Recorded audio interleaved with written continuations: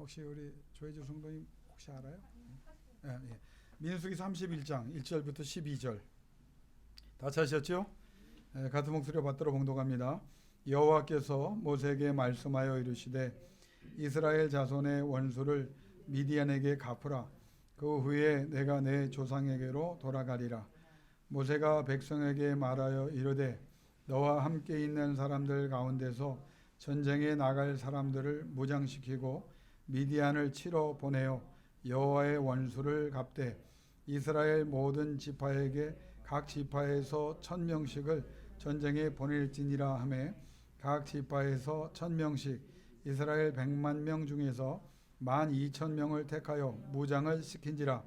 모세가 각 지파에 1000명씩 싸움에 보내되 제사장 엘르아살의 아들 비느하스에게 성소의 기구와 신호 나팔을 들려서 그들과 함께 전쟁에 보내매 그들이 여호와께서 모세에게 명령하신 대로 미디안을 쳐서 남자를 다 죽였고 그 죽인 자 외에 미디안의 5왕을 죽였으니 미디안의 왕들은 에위와 레겜과 수르와 후르와 레바이며 또 부월의 아들 발람을 칼로 죽였더라. 이스라엘 자손이 미디안의 부녀들과 그들의 아이들을 사로잡고 그들의 가축과 양떼와 재물을 다 탈취하고 그들이 거처하는 성읍들과 촌락을 다 불사르고 탈취한 것, 노력한 것, 사람과 짐승을 다 빼앗으니라. 그들이 사로잡은 자와 노력한 것과 탈취한 것을 가지고 여리고 맞은편 요단 강가 모압 평지의 진영에 이르러 모세와 제사장 엘르아살과 이스라엘 자손의 회중에게로 나아오니라. 48절로 넘어갑니다. 48절부터 54절까지 같이 받들어 봉독합니다. 군대의 지휘관들 곧 천부장과 백부장들이 모세에게 나와서 모세에게 말하되 당신의 종들이 이끈 군인을 계수한즉 우리 중 한 사람도 충나지 아니하였기로 우리 각 사람이 받은 바 금, 폐물, 곧 발목걸이, 손목걸이, 인장반지, 귀고리, 목걸이들을 여호와께 헌금으로 우리의 생명을 위하여 여호와 앞에 속죄하려고 가져왔나이다. 모세와 제사장 엘르아살이 그들에게서 그 금으로 만든 모든 폐물을 취한즉 천부장과 백부장들이 여호와께 드린 거제의 금의 도합이 16,750세겔이니 군인들이 각기 자기를 위하여 탈취한 것이니라. 모세와 제사장 엘르아살이 천부장과 백부장들에게서 금을 취하여 회막에 들여 여호와 앞에서 이스라엘 자손의 기념을 삼았더라. 아멘. 여러분, 출애굽이라고 하는 사건을 생각해 보면 너무 익숙하니까 쉽게 간단하게 여러분이 이해하고 넘어가지만 이 사건은 인류 역사상 특별히 하나님의 사람들에게 이것은 대단히 큰 사건이고 하나님이 어떤 분인지 또 하나님께서 어떤 역사를 이루셨는지를 가장 강력하고 분명하게 보여준 사건이 출애굽의 사건입니다. 여러분 한번 생각해 보세요. 출애굽 후에 광야로 나왔잖아요. 그리고 몇 년을 살았습니까? 40년을 살았습니다. 그런데 그 40년 동안 200만에 가까운 사람들 또 그들이 가져온 수많은 가축이 어떻게 먹고 살았을까? 아마 중동을 잘 아시는 분들도 계시겠지만 한번 찾아보시면 중동은 초지가 거의 없습니다. 물도 없습니다. 낮에 여름에 더울 때는 아마 54, 5도, 7도까지 올라가고 또 굉장히 메마른 땅이라 가축을 먹인다는 것은 사실 쉽지 않은 일이고 또 그곳에서 생존한다고 하는 사실조차 쉬운 일이 아닙니다. 그런데 여러분 1, 2년도 아니고 40년 동안 이스라엘 백성이 수백만에 이르도록 그 숫자가 늘어났고 또 가축이 굶어 죽은 일이 없을 정도로 그곳에서 생존할 뿐 아니라 오히려 가축의 숫자까지 늘어나는 그런 경제적인 결과까지도 얻게 됩니다. 도대체 어떻게 이 일이 가능했을까? 여러분 믿음의 눈으로 보면 딱 한마디죠. 하나님께서 모든 걸 공급하셨다. 하나님께서 인도하셨기 때문에 하나님께서 필요한 모든 것들을 채워주셨다. 그래서 성경의 역사를 살펴보면 그들이 애굽에서 나올 때 하나님은 자신들의 소유도 다 갖고 나오게 하셨지만 온갖 필요한 것들 그걸 애굽 사람들에게 받아 나오게 하셨어요. 보세요. 애굽 사람들이 착취만 했습니까? 그래서 저들이 이득만 봤습니까? 아니죠. 하나님이 정확하게 이스라엘 백성들이 다 그 수고한 것을 그 이상으로 받아 나오게 역사하셨어요. 여러분 이 출애굽의 사건의 그 여정을 살펴보면 우리 믿음의 사람들이 그렇게 걱정할 필요가 없어요. 왜? 하나님이 어떤 분이신가를 알고 하나님과 언약을 맺고 하나님의 말씀에 따라 움직이니까 하나님께서 그 전에 내가 손해보고 착취당한 것까지 내가 억울하게 빼앗긴 것까지 하나님이 더 채워주셨고 또 풍족하게 채워주셨습니다. 그러니까 하나님의 사람에게는 절대 손해가 없어요. 이거는 영적인 안목을 가지고 길고 넓고 깊이 본다면 하나님께서 그렇게 하셨다는 사실을 성경에 그리고 2000년의 교회사에 그리고 인간의 모든 역사에 하나님이 그렇게 하셨음을 우리는 여러 곳에서 그 증거들을 확실하게 발견할 수 있습니다. 하나님은요 절대 손해보지 않으십니다. 하나님의 백성들에게는 절대 한숨과 눈물과 원망으로 한탄으로 인생을 끝나지 않게 하세요. 하나님과 함께하며 하나님의 말씀대로 움직이는 사람에게는 하나님께서 어떻게 역사하는가를 출애굽 사건을 통해서 분명히 보여주셨습니다. 와서 그럼 어떻게 먹고 살았습니까? 만나와 메추라기. 여러분 만나가 하루 이틀만 온 게 아니잖아요. 필요할 때 몇 번 온 게 아니라 저들이 요단강에서 얻은 소출을 먹을 때까지 계속 40여 년 하나님이 만나를 주셨습니다. 그리고 메추라기도 그냥 한 번 먹을 정도가 아니고 그냥 몇백 명, 몇천 명 먹을 정도가 아니라 온 민족이 배불리 먹을 수 있을 정도의 메추라기를 하나님이 시시때때로 공급해 주셨습니다. 이 사건은 보통 사건이 아닙니다. 어떻게 이런 일들이 일어날 수 있었을까? 하나님이 함께 하셨기 때문입니다. 여러분에게 질문을 한번 해드리고 싶어요. 우리가 사도신경 고백을 했죠. 뭐라고 고백했습니까? 전능하사 천지를 만드신 하나님 아버지를. 이 세상을 전능하신 하나님이 만드셨어요. 온 우주를. 그런데 그건 그냥 놀라운 사실이고 놀라운 진리죠. 근데 가장 핵심적인 강조점은 어디 있습니까? 그 전능하신 우주 만물을 지으신 하나님이 누구다?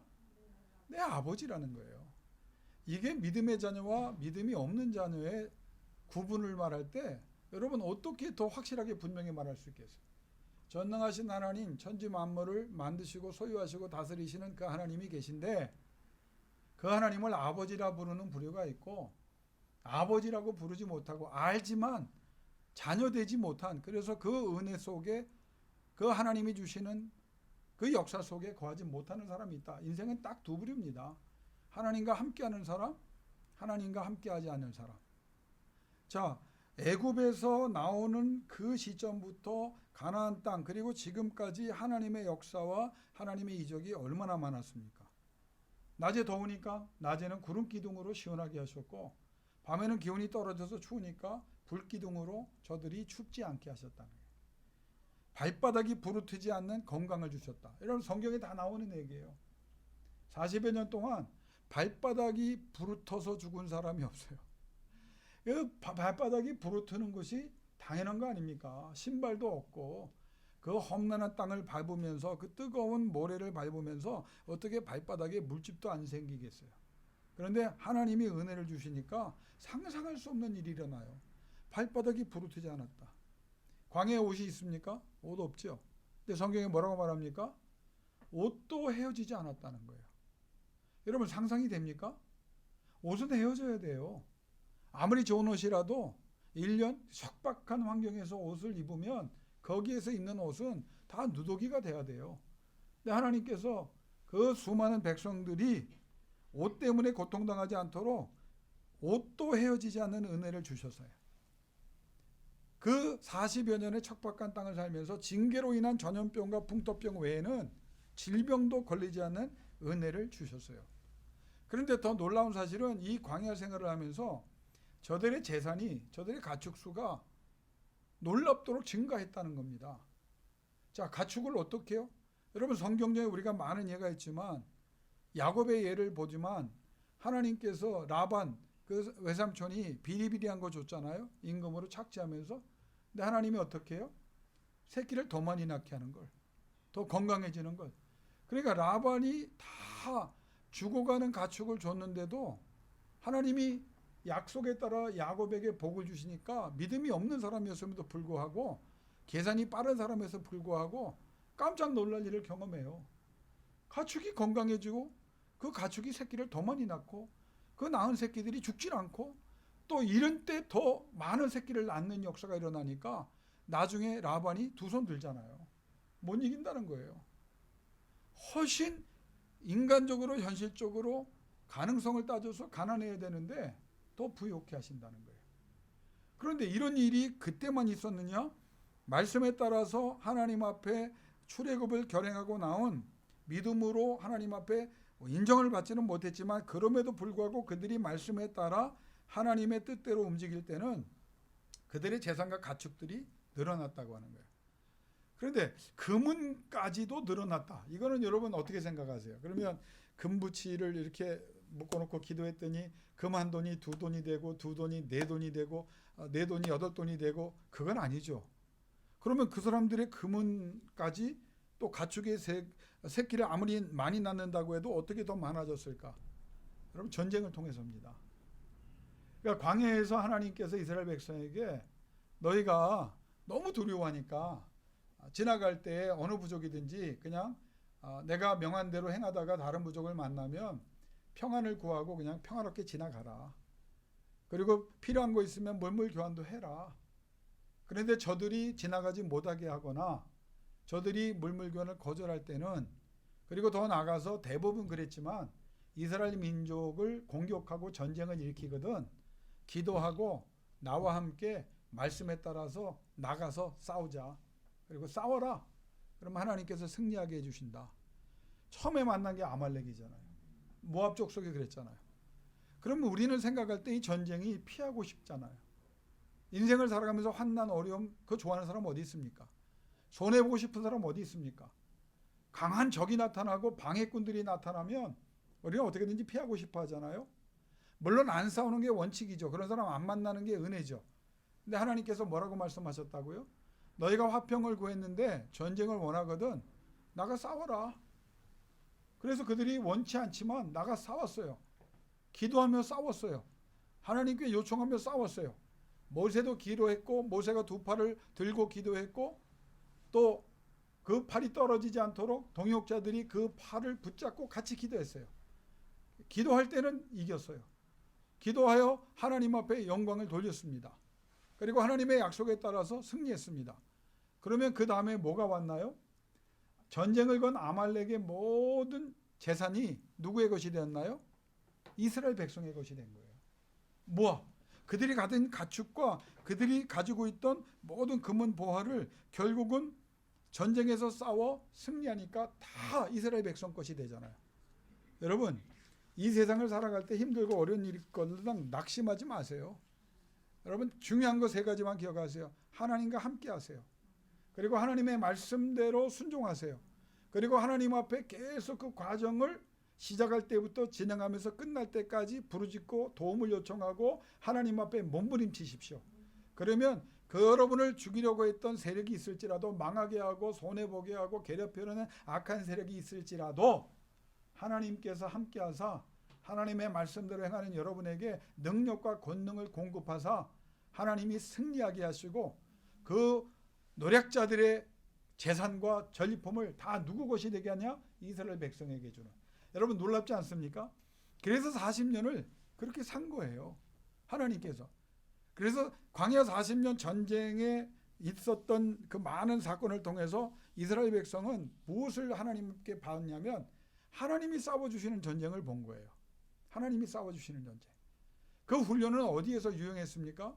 요단강을 건너 가나안 땅을 정복하는 그 가나안 정복 7년 전쟁에 그때 광야에서 훈련받은 그대로 2세대가 행할 때 하나님께서 동일한 역사를 이루어 주셨거든요. 우리는 싸우기를 원치 않습니다. 방해자들과 피를 흘리고 싶지 않습니다. 우리를 괴롭히는 사람들을 어떻게 하면 피하고 싶습니다. 그런데 그들이 끝까지 우리를 대항하고 우리를 해코지하고 우리를 괴롭히고자 할 때 낙심하거나 좌절하거나 두려워하지 마세요. 당당하세요. 그 순간부터 무릎을 꿇으세요. 주의 이름을 부르세요. 하나님께 몸부림치세요. 그러면 신음 가운데 하나님께 도와달라고 부르짖었던 광야 나오기 전에 애굽에서 노예 생활하던 그 수많은 백성들의 그 신음 속에 도와달라는 하나님을 향한 눈물의 기도가 출애굽의 역사를 이루고 그 과정을 하나님께서 이적과 능력으로 이루어 주셨던 것처럼 여러분 삶에 동일한 역사가 일어날 것을 분명히 믿습니다. 문제는 뭐냐? 인생을 살아가면서 전쟁거리가 많은데 이 전쟁을 하나님의 전쟁으로 승화시킬 수 있는 권리를 우리가 받았다는 거예요. 하나님의 자녀는 이 영적인 전쟁을 할 수 있는 은혜를 받았다는 겁니다. 오늘 우리가 읽은 민수기 31장은 미디안과의 전쟁입니다. 이 전쟁은 모세가 이제 마지막 죽기 전에 치른 마지막 가장 큰 전쟁입니다. 오늘 우리가 성경 본문에 읽었지만 이 전쟁을 하나님께서 모세를 통해서 말씀하시면서 2절에 뭐라고 말씀하셨습니까? 이 전쟁 후엔 네가 네 조상에게로 돌아가리라. 이 전쟁 후에 이제 모세는 이제 끝나는 거예요. 자기의 사명을 끝나고 이제 하나님 나라로 들어가는 것입니다. 그런데 이 전쟁이 이스라엘 백성에게 굉장히 중요한 전쟁입니다. 그전 전쟁도 마찬가지였지만 특별히 마지막 전쟁이거든요. 그러니까 이 전쟁에서 살아남아야만 가나안 땅도 있는 것이고 이 전쟁에서 살아남아야만 미래가 있는 것이고 하나님의 언약이 성취되는 거예요. 그러니까 이스라엘 백성이 이 미디안 전쟁, 그전에도 전쟁이 많았지만 특별히 이 전쟁에서 지면 끝나는 거예요. 이 전쟁은 뭐냐? 전면전입니다. 여러분 전면전이 무슨 말인지 알죠? 이 전쟁에 민족의 운명이 걸렸어요. 그럼 미디안 쪽에서는 어떻게 했느냐? 미디안 족속이 싸움을 걸어왔지만 미디안 족속도 이 전쟁에서 지면 끝나는 거예요. 그러니까 미디안 족속이 서로 분열하여 몇 개의 왕국이 있었느냐? 오늘 본문에 보면 5개의 왕국이 있었어요. 근데 얼마나 이 전쟁이 거대한 전쟁이고 중요한 전쟁인지 알기 때문에 생사가 걸린 미디안의 입장에서도 민족의 운명이 걸린 거거든요. 5왕이 연합해서 나왔어요. 그런데 문제는 뭐냐? 이 전쟁의 준비 상황을 보면 여러분 이 전쟁은 인간적으로는 도저히 이길 수 없어요. 왜? 미디안은 국가 체제를 가지고 있는 그리고 5왕이 있었고 군사 조직이 그들이 가지고 있는 무기가 그들이 가지고 있는 물자가 그들이 여지껏 경험상 왜? 이 미디안 족속은 거의 약탈로 먹고 살던 민족들이거든요. 그러니까 남의 민족 등쳐서 먹고 살던 민족이에요. 그렇게 번성했어요. 그런 식으로 살아왔어요. 근데 이스라엘 백성은 숫자는 200만에 가까운 거대한 숫자가 되었지만 변변한 전쟁도 한 번도 해본 적이 없고 여전히 40년 동안 광야에서 전쟁을 많이 했지만 무기도 없고 물자도 없고 조직도 없고 편제도 허술합니다. 그러니까 미디안이 해볼 만한 거예요. 이 사람들과 전쟁해서 우리는 아무것도 잃을 게 없다. 이스라엘 민족이 부유해졌잖아요. 그러면 우리도 저들의 전리품을 통해서 부욕해 될 것이고 저들의 가축은 다 우리 것이 될 것이고 남자들은 다 지네들이 한 대로 죽여버리고 여자들과 애들을 데려다 노예를 삼으면 우리는 애굽 못지않은 다른 부족 위에 군림할 수 있는 큰 부족이 될 것이다. 그들도 그렇게 생각하니까 사생 결단하고 나왔어요. 근데 문제는 뭐냐면 이 전쟁은 하나님의 전쟁이라는 사실입니다. 여러분 우리가 이걸 얼핏 보면 이스라엘을 위한 전쟁이고 이스라엘에 의한 전쟁 같지만 오늘 31장은 아니라는 거예요. 하나님과 함께하는 사람, 하나님의 말씀에 따라서 하나님 앞에 기도하며 순종하는 백성의 전쟁은 그들의 전쟁이 아니라 누구의 전쟁이 된다? 하나님의 전쟁이 된다는 거예요. 여러분 쉽게 생각하지 마세요. 왜 기도를 강조하냐면 기도 안 하고 여러분이 최선을 다해서 될 것 같아요. 그럼 여러분의 전쟁이에요. 여러분의 전쟁은 승리를 장담 못합니다. 이길 때도 있겠지만 진다면 여러분의 운명이 거기서 끝날 수도 있는 전쟁이 얼마나 세상에 많습니까? 기업을 하던 사람이 한번 무너져 보세요. 다시 일어나기 어려워요. 사람들에게 뭐 약점 잡히고 사람들에게 다 착취당하고 내가 가진 것이 없어져 보세요. 다시 일어나기 힘들어요. 그런데 이것이 나의 싸움이 아니고 승리해야 되는 싸움이 되려면 하나님의 싸움이 되려고 하면 하나님과 함께하는 겁니다. 그리고 하나님의 말씀에 따르면 됩니다. 그리고 하나님 앞에 기도하는 겁니다. 저는 이 중요한 원리를 절대로 양보하거나 타협하거나 약화시킬 생각이 없습니다. 왜? 예배에 실패한 사람, 기도하지 않는 사람, 주의 이름을 부르지 않는 사람에게는 아무 일도 안 일어날 뿐 아니라 엄한 일이 일어날 수 있어요.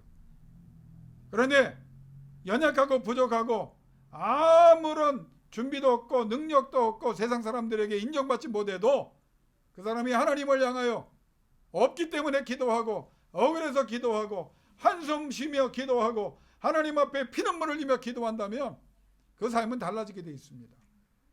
지난주 우리가 어떤 말씀을 오전과 오후에 나눠봤나요? 이스라엘 백성이 하나님 앞에 울기만 할 때 아무 일도 일어나지 않았어요.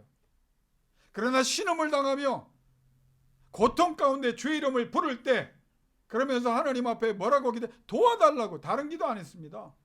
도와주세요 하나님, 도와주세요. 왜? 하나님이 우리의 아버지시잖아요. 하나님이 우리의 언약을 메우셨잖아요. 하나님께서 우리와 그렇게 하신다고 약속하셨잖아요. 그래서 하나님 앞에 내가 염치 없어도 나는 하나님이 도우셔야만 됩니다. 그리고 기도할 때 하나님이 역사하셨습니다. 하나님이 나타나셨습니다. 하나님이 결과를 맺어주셨습니다. 여러분, 오늘 주제는 이거예요. 여러분의 인생을 여러분의 싸움으로 점철하지 말고 하나님의 전쟁으로 승화시키라는 거예요. 하나님의 전쟁으로. 어떻게? 하나님과 함께하면서 하나님의 말씀에 따라 하나님 앞에 몸부림치고 끝까지 그 결과가 올 때까지 영적인 몸부림이 있다면 이 전쟁은 하나님이 뭐라고 말합니까? 내 전쟁이라는 거예요. 너희가 싸워서 이길 수 없는 적을 내가 이긴다는 거예요. 여러분 성경을 보세요. 그러면 어떻게 하면 성전이 될 수 있습니까? 31장 1절에서 2절을 보면 네 가지 중요한 요소를 말합니다. 한번 따라 합시다. 여호와께서 모세에게 말씀하셨고, 첫 번째 성전의 가장 중요한 여호와께서 말씀하셨느냐. 다시 말하면 여러분이 말씀 위에 서야 된다는 거예요. 66권의 말씀 위에 서 있어야 돼요. 말씀을 죄로 묵상해야 되는 이유는 말씀하시는 하나님이 내게 말씀하셨고 그 말씀 위에 서야 된다고. 그래야 하나님의 전쟁이 됩니다. 두 번째는 이 전쟁은 이스라엘 자손의 원수를 갚아라. 목적이 분명해야 돼요. 그냥 되는 대로 그냥 아무거나 한 게 아니라 하나님, 이 전쟁은 이스라엘 자손의 원수를 갚으라는 하나님의 말씀을 따라 그 목적을 위하여 행해야 될 전쟁입니다. 하나님이 말씀하셨고 그 백성이 그걸 인정했어요. 세 번째는 모세를 통하여 하나님이 말씀하신 대로 각 지파에서 1000명씩을 뽑아 군대를 조직합니다. 말씀대로 해야 돼요. 내 생각에는 12지파에 1000명이면 몇 명입니까? 12,000입니다. 전쟁을 나가는데 민족에 음에 걸렸는데 2만이면 좋고 3만이면 좋고 4만이면 좋고 10만이면 좋고 20만이면 더 좋겠지요. 그건 우리의 생각입니다. 하나님이 말씀하신 대로 해야 성전이 됩니다. 하나님이 1000명이라고 말씀하셨어요. 어떻게 했습니까? 모세가 그 말씀을 전하고 모세가 그대로 1000명씩만 뽑아서 12,000명만 군대 조직을 합니다. 이게 세 번째, 하나님의 성전이 되는 세 번째, 하나님 말씀대로. 네 번째는 뭐냐? 무엇보다 제사장 비느하스에게 성소의 기구와 나팔을 가지고 참전하게 했는데 그대로 했어요.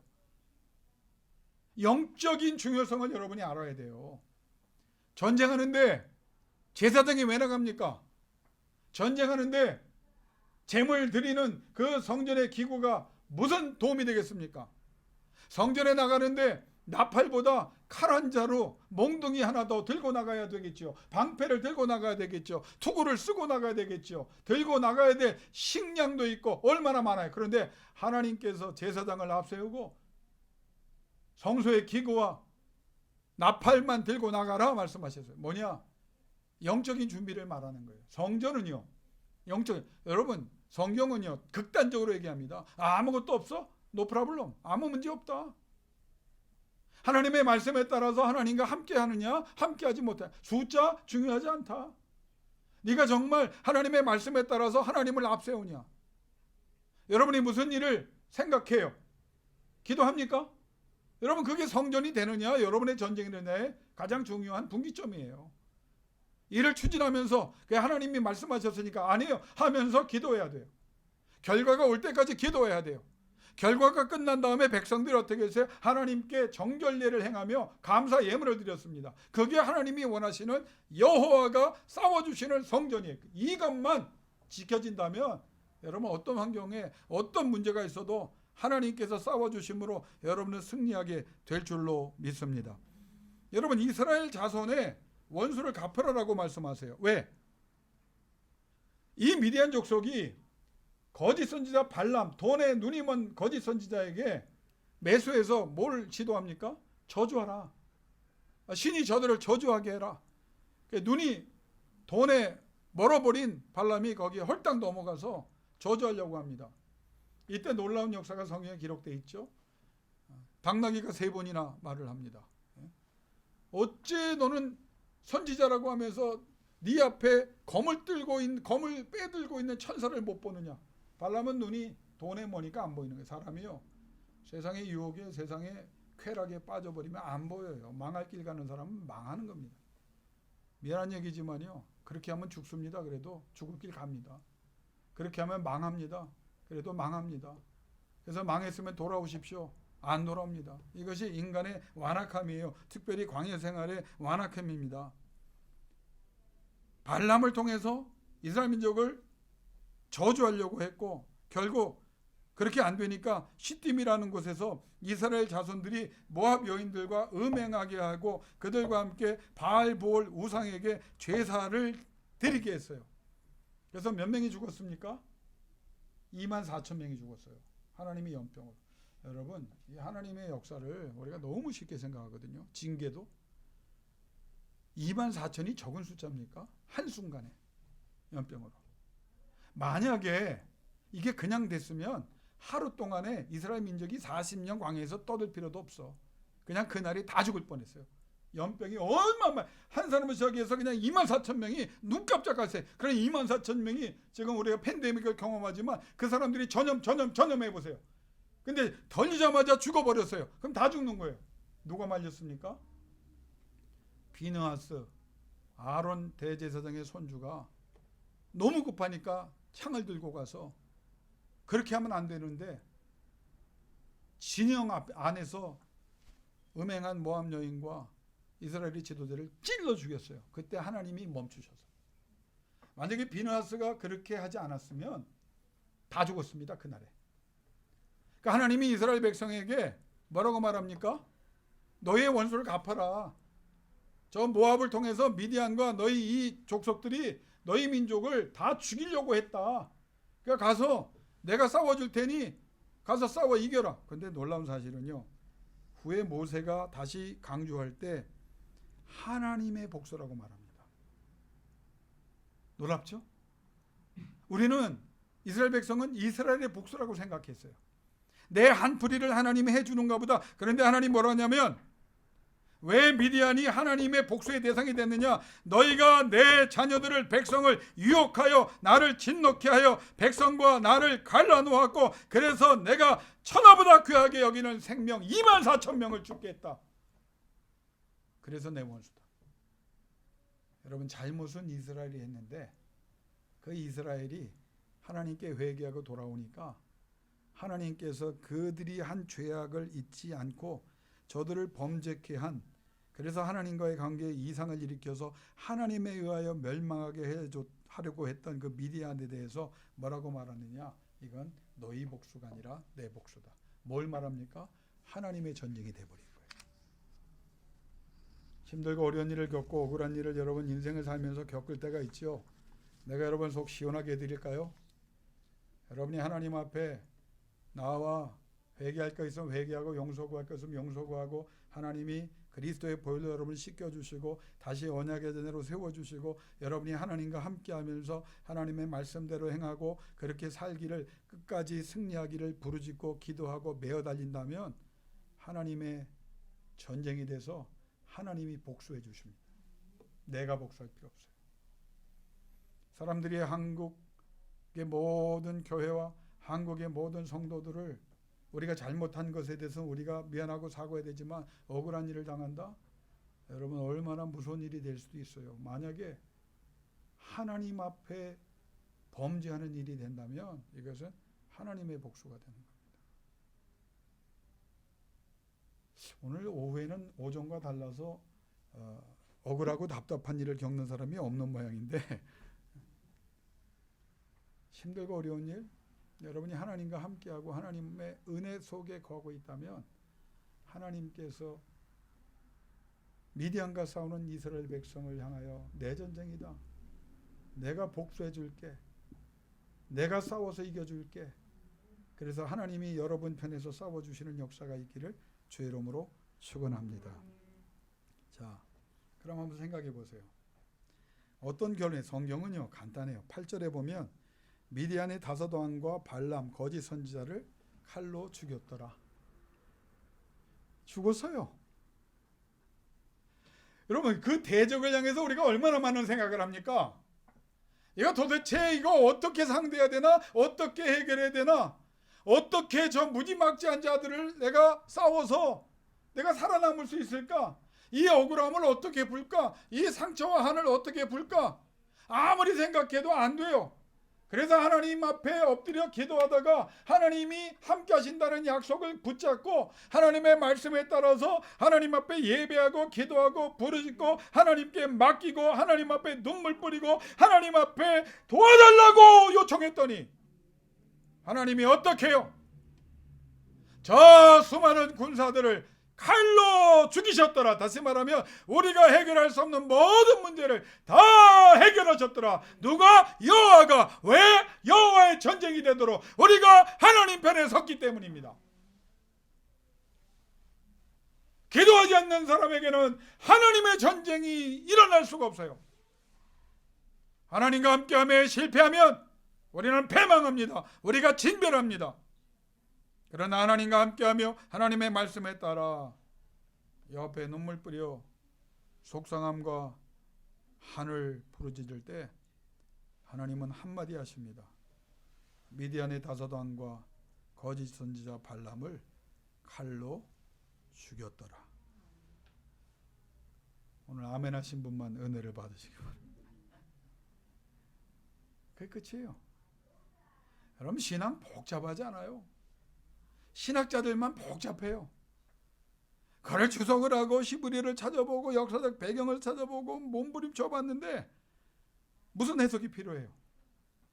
하나님의 전쟁이 돼서 하나님이 싸워주시니 칼로 다 죽었어요. 저들이 순식간에. 여러분 그래서 성전의 두 번째 은혜가 여기서 나타나는 거예요. 거대한 상대 원수 다섯 왕국의 연합군이 그 군대가 엄청난 숫자로 이스라엘 민족을 죽이겠다고 조직적으로 나왔는데 하나님은 많은 군사도 아니고 12,000명이면 된다. 그렇게 말씀하셨고 그래서 12,000명이 갔는데 성경은 자세히 기록하지 않았지만 7절에 미디안 남자를 다 쳐서 죽였더라. 끝이다. 그 어떻게? 나는 이렇게 생각합니다. 하나님이 나팔이라고 하는 이 하나님의 도구를 가지고 전쟁에 임했을 때는 이 나팔 하나로 다 승리가 일어났어요. 나팔 하나로. 무슨 말입니까? 다시 강조합니다.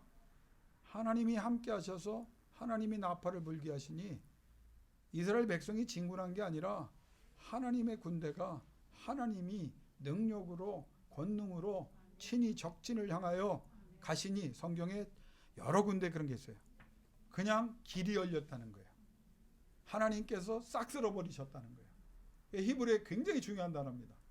그냥 쓸어버리셨다고만 나와요. 여기에 보면 죽어버렸다고 말합니다. 하나님의 명령에 순종하니까 전능하신 하나님이 그들과 함께 하시고 당시 팔레스타인이 다 놀랄 일이 일어나고 이스라엘도 놀랄 일이 일어납니다. 여러분 이 재밌는 사실은요. 여리고성에 이제 그 정탐꾼이 가잖아요. 근데 기생 라합이 무슨 말을 하냐면 우리 온성 사람들이 이미 다 지금 패닉 상태입니다. 공포 속에 눌려 있습니다. 그러면서 이 말을 해요. 하나님께서, 당신의 신 하나님께서, 여호와께서 광야에서 무슨 일을 행하셨는지를 우리가 다 듣고 있습니다. 그리고 영어로 our heart라고, 우리의 마음이 melted down, 수동태입니다. 녹여짐을 당한 거예요. 뭐 때문에? 이스라엘 백성이 아니에요. 하나님이 이스라엘 백성을 통하여 아말렉과 모압과 미디안이 어떻게 칼에 죽어 자빠지고 저들이 다 진멸되었는지를 우리가 듣고 보고, 그래서 우리가 이미 마음이 녹았습니다. 도정탐꾼이 그걸 가서 다시 보고하는 거예요. 하나님이 우리가 여기서 싸우고 있었는데 이미 성전, 거룩한 전쟁, 하나님의 전쟁이 이루어지는 사실을 우리가 싸워야 될 대적들이 이미 보고 듣고 저들의 마음도 이미 녹아내리게 하사 앞으로 해결해야 될 모든 일들조차 다 하나님이 해결해 놓으셨더라. 이게 하나님의 성전입니다. 이게 하나님의 역사입니다. 아무리 큰 물자와 장비들을 가지고 나와도 하나님이 함께하사 나팔을 부는 순간에 저들이 칼로 12,000명의 칼에 다 죽어 나자빠졌습니다. 저들의 모든 재산이 다 이스라엘 백성들의 재산에서 얼마나 멋있어요. 빼앗으려고 왔던 자들이 다 뺏김을 당해서 우리의 재산과 우리의 영향력을 확대시켜줍니다. 어느 주석가가 이렇게 말했습니다. 왜 12,000명일까? 12지파가 공의 참석하게 하기 위해서 12지파 한 사람도 빠지지 말아라. 두 번째는 신학적 상징성이다. 온전히 순종했다는 거예요. 온전히 순종했다는 거예요. 그게 다음 주 설교입니다. 온전히 순종했다는 거예요. 이 마지막 해설이 멋있어요. 여러분, 한번 그런 질문을 할게요. 저기 군사가 다 나왔잖아요. 몇십만이 나왔잖아요. 근데 하나님께서 거기에 터무니없이 작은 12,000명만 나가게 하셨어요. 왜 그러셨을까요? 그럼 목사님, 하나님의 전쟁이었으면 1200명 갖고도 나팔 불면 됐을 텐데 됐을까 안 됐을까요? 됐죠. 120명은 안 됐겠어요? 120명이 됐겠어요. 그럼 12,000명이 왜 12,000명이겠느냐? 아까 1,000명씩. 근데 100명씩 해도 되는 거 아니에요? 10명씩 해도 되는 거 아니에요? 그 사람의 해석에 제가 무릎을 탁 쳤습니다. 이 엄청난 전리품을 수거하는데 최소한 필요한 인원이 12,000명이었다는 겁니다. 그러니까 하나님은 전쟁을 죽도록 싸워라가 아니라 나가라, 내가 싸워줄게. 그러니까 니네들은 죽도록 뭘 가져와라? 전리품 가져오라는 거예요. 전리품 가져오라는 거예요.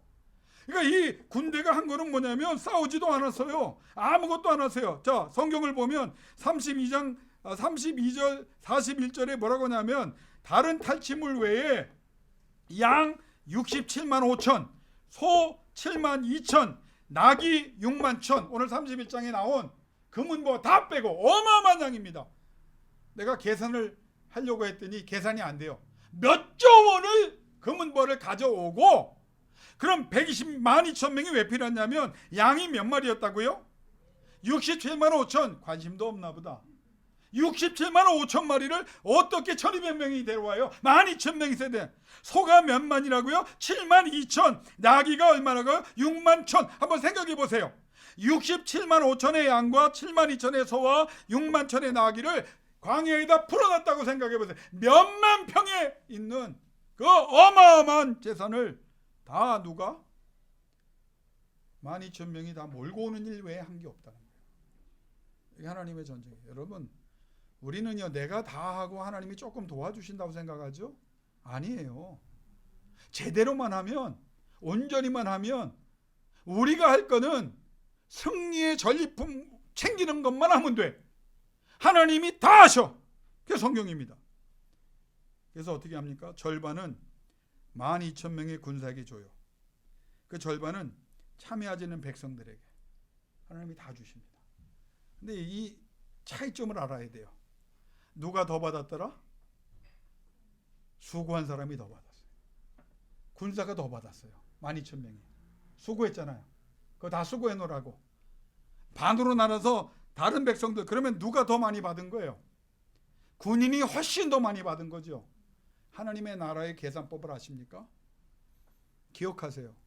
천국은 침노하는 자의 것이고 심는 대로 걷습니다. 여러분이 흘린 땀과 눈물과 수고와 하나님 앞에 드는 기도의 시간과 그 기도의 내용은 절대로 땅에 떨어지지 않아요. 반드시 열매로 오고, 그때가 되면 여러분이 그때까지 수고했던 눈물과 가슴 아픔과 그 한탄과 그 상처와 아픔은 기억조차 나지 않도록 하나님께서 풍요와 창대케 됨과 행복과 찬송과 하나님의 능력으로 승리의 노래를 부르게 해 주실 줄로 믿습니다. 군사들은 500분의 1을 제사장 엘르아살에게, 그러니까 어떤 분은 또 그래요. 아니, 군사들이 많이 받았는데 전리품의 반을, 그 500분의 1을 제사장 엘르아살한테 다 주면 그 엘르아살은 그 얼마나 부자가 된 거냐. 여러분, 제사장이 많았잖아요. 그러니까 엘르아살에게 바쳤다는 거는 제사장들에게 나눠준 거예요. 그리고 백성들은 자기들이 받은 50분의 1을 레위인들에게, 레위인은 12지파에서도 빠졌잖아요. 근데 레위인은 하나님 뭐라고 말했습니까? 여호와가 너의 분깃이다. 그러니까 하나님께서 너희를 챙기신다. 그 레위인과 제사장은 누구냐? 오늘날 친다면 목회자들이거든요. 성직자들. 그래서 어느 주석가가, 여러분 저 오해 없이 들으시기 바랍니다. 옛날에 작고하신 훌륭하신 목사님 한 분이 목회 실습을 대학원 때 하시면서, 여러분 목사가 부유한 것도 문제지만 그래도 하나님의 사람인데 여호와의 분깃을 받았는데 굶어 죽지는 말아야 될 거 아닙니까? 그래서 여러분이 아무리 힘들고 어려워도 목회자로 살면서 굶어 죽지 않는 방법을 하나 가르쳐 드릴게요. 그래서 뭔가 성경적인 오늘 본문을 가지고 말씀하시면서, 백성들이 하나님의 사람이 돼서 하나님과 함께하고 하나님의 말씀에 따라 기도하며 최선을 다하여 하나님의 성전에 참여하고 하나님이 싸워주셔서 승리하게 하사 많은 전리품을 얻게 하사 여러분도 그 부스러기를 먹고 굶어 죽지 않기를 바랍니다. 그러니까 목사도, 여러분, 목사님은 잘 몰라서, 여러분 나도 굶어 죽지 않으려면 여러분이 잘 돼야 돼요. 잘 되세요. 잘 되시도록 매일 기도하고 날마다 기도하고 더 기도할게요. 우리 두 분 부부, 젊은 부부, 전 세계로 아멘. 말도 안 했는데 아멘이야. 잘 되시고 잘 되시고 잘 되시기를 바랍니다. 운석계의 최고의 대부가 되게 해달라고, 또 의상계의 대모가 되게 해달라고 기도합니다. 여러분 다 마찬가지예요. 자녀들을 위해서 마상제, 마상선, 이거 나가면 안 되는 거 아니에요? 기도합니다. 왜요? 그게 하나님이 모두가 살아갈 수 있는 길이에요. 다 잘 되게 하는 거예요. 여러분 한 사람이 잘 되면 여러분 한 사람 때문에 여러분 자손들이 다 잘 되고, 여러분 때문에 관련된 모든 사람들이 이 은혜를 얻는다는 사실이 얼마나 대단합니까? 그런데 오늘 성경을 읽으면서 여러분은 주목하셨는지 모르지만 가장 은혜되고 놀라운 사실을 저는 발견합니다. 이 장면 같아요. 우리 1장 48절에서 49절의 내용이 나오지만, 전쟁에 나갔던 지휘자들이 모세한테 그 전쟁을 보고합니다. 근데 49절 한번 제가 읽을 테니까 여러분 따라하십시오. 모세에게 말하되 당신의 종들이 이끈 군인을 계수한즉 우리 중 한 사람도 충나지 아니하였기로. 아멘 아닙니까? 이게 하나님의 전쟁이에요. 아니 10명, 100명, 1000명만 죽었어도 대승이라고 말했을 거예요. 근데 하나님이 뭐라고 말하냐면, 내가 하는 성전이 되었고 내가 너희를 위해 싸워주니까 어떤 역사를, 그 수십만의 대군과 싸워서 12,000명 중에 한 명도 안 죽었다는 거예요. 왜 이게 중요하냐면, 하나님의 사람으로 살아가면 여러분 믿음으로 받으세요. 털끝도 상하지 않습니다. 원수가 아무리 달려들어도 여러분의 해코지하고 여러분 거 뺏어가요. 하나님이 다 모아주십니다. 하나님의 계산법을 아십시오. 이 전쟁은 하나님의 전쟁이기 때문입니다. 그래서 죽지 않았습니다. 이 전쟁은 하나님이 지휘관이시기 때문에 자기의 이름과 명예를 위하여 한 군사도 자기의 자녀도 죽지 않게 하셨어요. 하나님께서 영광을 거두셔야 되기에 그 말씀에 따라 담대하게 나간 몸부림쳤던 신앙의 사람들을 하나님은 특혜를 베풀어 주셨어요. 자, 그러면 여러분, 민수기 31장에만 그런 일이 있었다? 아닙니다. 여리고성 함락할 때요, 기가 막힌 전법을 하나님 말씀하시죠. 그 떼약볕에, 우리 여기 나와신 우리 형님 집사님 잘 알 거예요. 그 지방을 너무 잘 아시니까. 그 떼약볕에 대낮에 200만이 돕니다. 여리고성을 한 바퀴. 먼지 얼마나 났겠어요. 여러분, 그 간단히 생각하면 안 돼요. 먼지 어마어마합니다. 먼지. 예? 그 사람들이 걸으면서 그냥 냄새 못 씻어가지고 얼마나 났겠어요.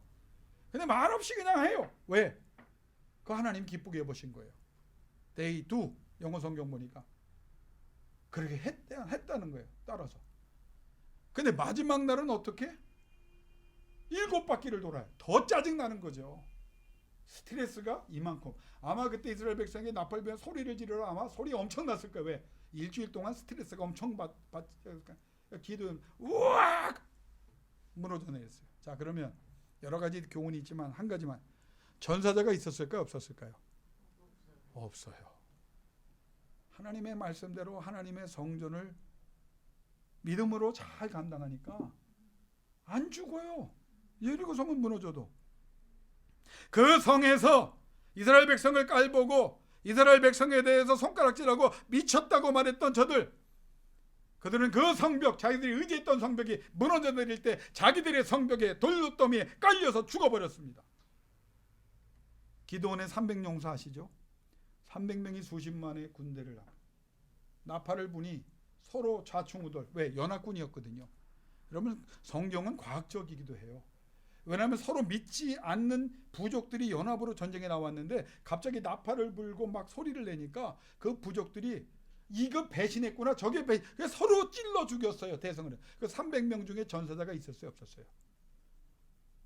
왜 오늘 나하고 1대1로 예배 드리시면 다른 분들은 다시 전사자가 있었을까 없었을까요? 없었어요. 그러면 히스기야 왕 때 아수르 대군이, 여러분 아수르 대군은 시리아거든요. 역사적 사건입니다. 18만 5천의 대군을 산헤립이 예루살렘을 히스기야 왕 때 몇 달째 꽁꽁 다 굶어 죽게 생겼어.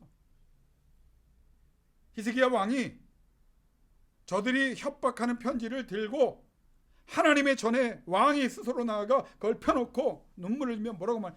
하나님 보시옵소서. 저들이 이런 협박 편지를 보냈는데 하나님의 이름을 능멸합니다. 하나님이 가만히 계시면 안 됩니다. 하나님의 전쟁이기를 원합니다. 하나님이 어떻게 하셨어요? 전염병을 일으키사 18만 5천 명이 전멸. 그게 역사에 기록되어 있습니다. 산헤립 그 왕이 놀라서 도망을 갑니다. 그리고 자기의 신을 경배하다가 아들들에게 살해를 당합니다. 나라가 망하고 집안이 망해버려요. 왜?